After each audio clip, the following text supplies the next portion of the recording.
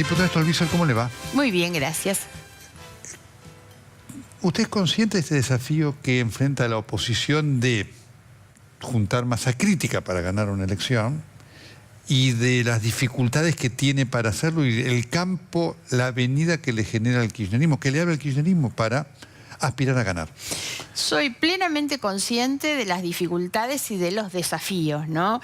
Si bien no comparto que hoy el kirchnerismo o el cristinismo, digamos, este espacio que gobierna la Argentina, tenga demasiadas chances de permanecer en el poder. Yo he llegado a la convicción, y le aseguro que es una convicción que surge del andar todo el día en la calle, que la mayoría abrumadora de la sociedad argentina clausuró este periodo. Me da la impresión que la gente ya está tan harta, tan cansada, tan indignada de todo lo que ha pasado, que yo me animo a decir un 70, un 80% de la población no quiere saber nada más de que esta gente siga. Eso no cambia obviamente mis preocupaciones. A mí me tiene sinceramente muy preocupada cómo el kirchnerismo y la presidenta sobre todo ha decidido transitar estos meses que quedan. Lo esperable era una transición ordenada, tranquila, que creara buenas condiciones para el que viene.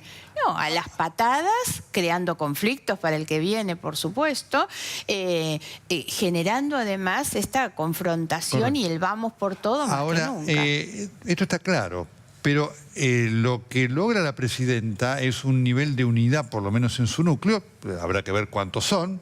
Las encuestas dicen que las posibilidades existen, eso se ve el día de las elecciones, que la oposición no logra. Es decir, fíjese lo que ha pasado en UNEN, ha quedado en desunen.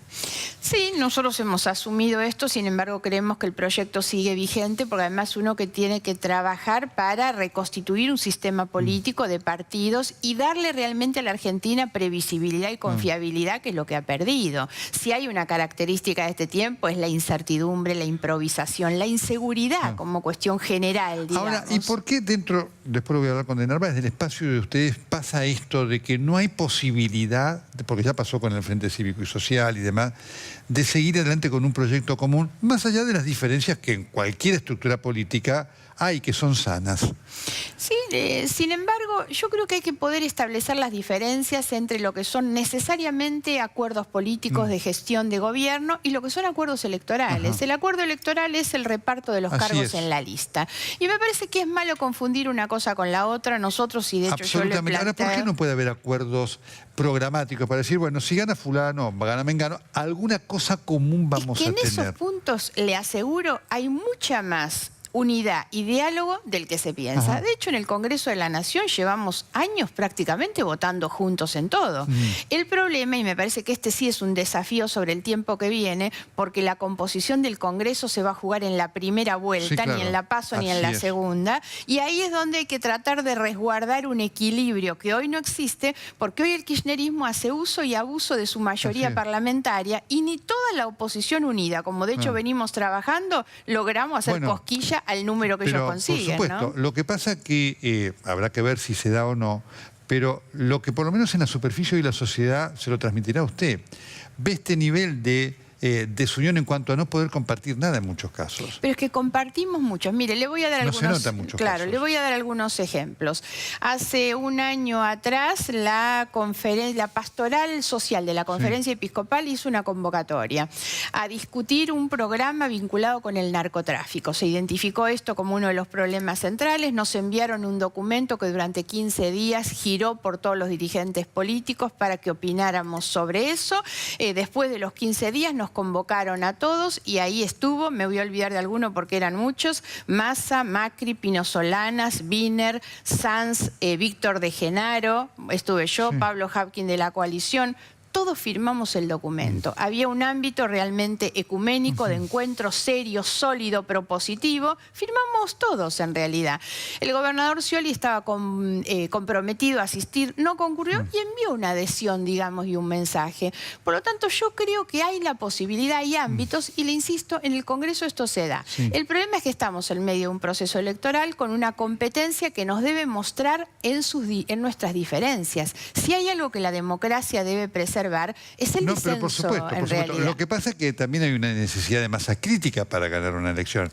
O sea, en el 2011 esa oposición dividida, ultra dividida. Yo me acuerdo que había algunos que decían, cuanto más seamos mejor. En el 2011 le ayudó mucho al kirchnerismo. Ni unida llegaba. No, claro, ni pero unida llegaba. desunida le generó todavía muchísima más facilidad. En el 2011 nosotros acompañamos a Wiener, que fue el candidato que salió segundo. Con 17 puntos. Con 17 puntos. La diferencia con el 54 era enorme. Wiener incluso pierde la elección interna, la PASO, en el mes de agosto, y que termina cuarto y después llega a ser segundo. Por lo tanto, nunca hay que dar nada como definitivo.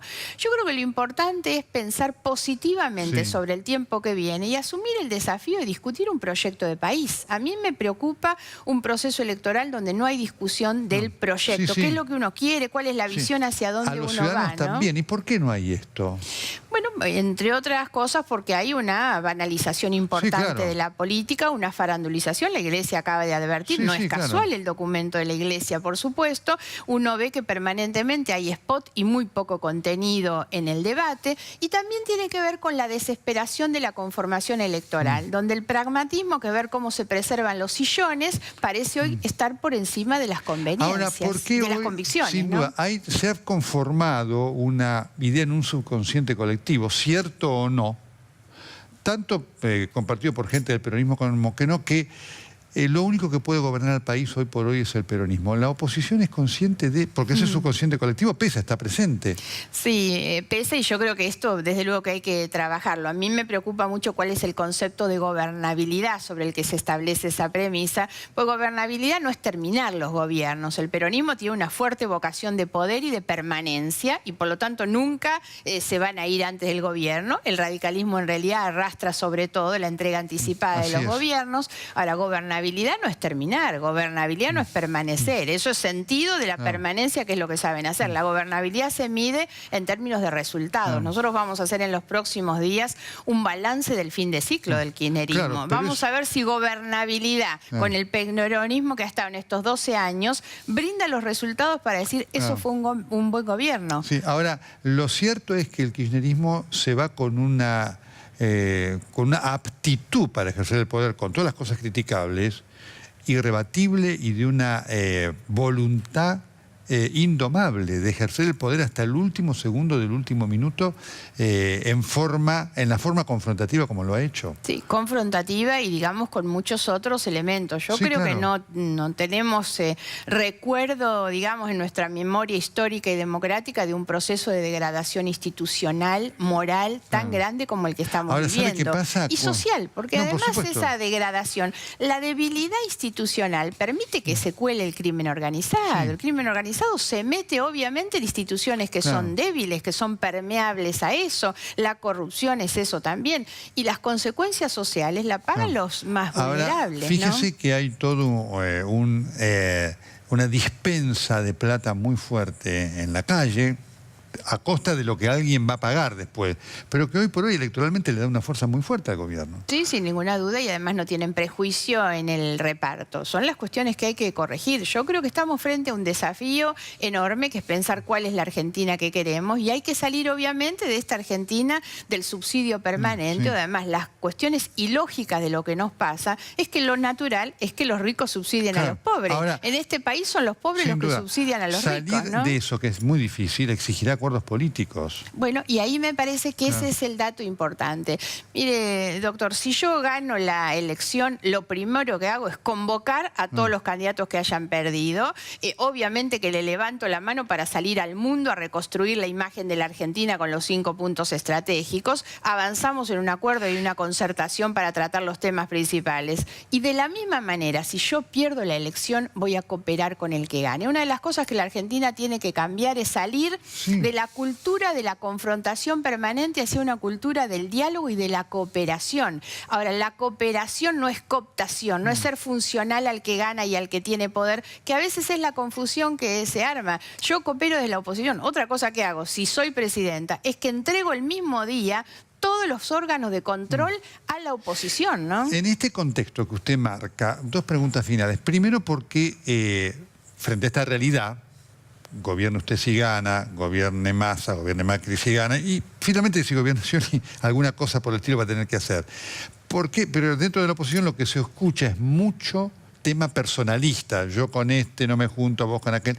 ¿Por qué ante la conciencia de esta realidad que podrían enfrentar, hoy falta ese trabajo conjunto, más allá de la normal competencia electoral? No, le insisto con lo que le planteé antes. En mi caso no solamente planteo como parte de un cambio de cultura el de la cooperación, sino que no tengo problema en sentarme a hablar con nadie, absolutamente. Pero además me animaría a decir que aún aquellos candidatos hoy a la presidencia, con los que yo tengo diferencias importantes desde lo programático, la verdad es que creo que cualquiera de ellos tiene la misma voluntad. Yo me animo a mirar con sentido positivo el tiempo que viene, porque es mucho mejor que el que tenemos. Cualquiera, aún los que están en las antípodas de mi pensamiento, son gente que tiene voluntad de dialogar. Es decir, usted, la última, es dirigente de la provincia de Buenos Aires, con De Narváez se sentaría a dialogar más allá de la diferencia, algo que tuviera que ver, no ahora en el Congreso, sino como acción conjunta para un gobierno a partir del 10 de diciembre. No le quepa ninguna duda, de hecho no sería la primera vez tampoco, porque me he sentado con él más de una vez, y lo haría con Macri, lo haría con Massa, y lo haría y lo he hecho con Scioli. Scioli es gobernador de la provincia de Buenos Aires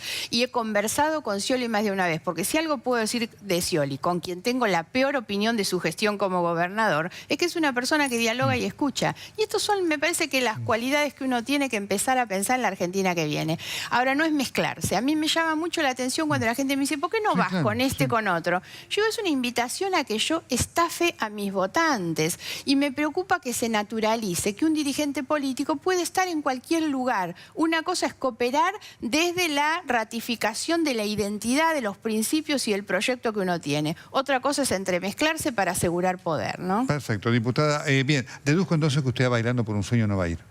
No es lo mío, ya dije, a todos los debates que me inviten voy, a bailar no es lo mío. Digo porque después de aquella noche a alguno no le quedó claro, le agradezco mucho. Gracias a usted.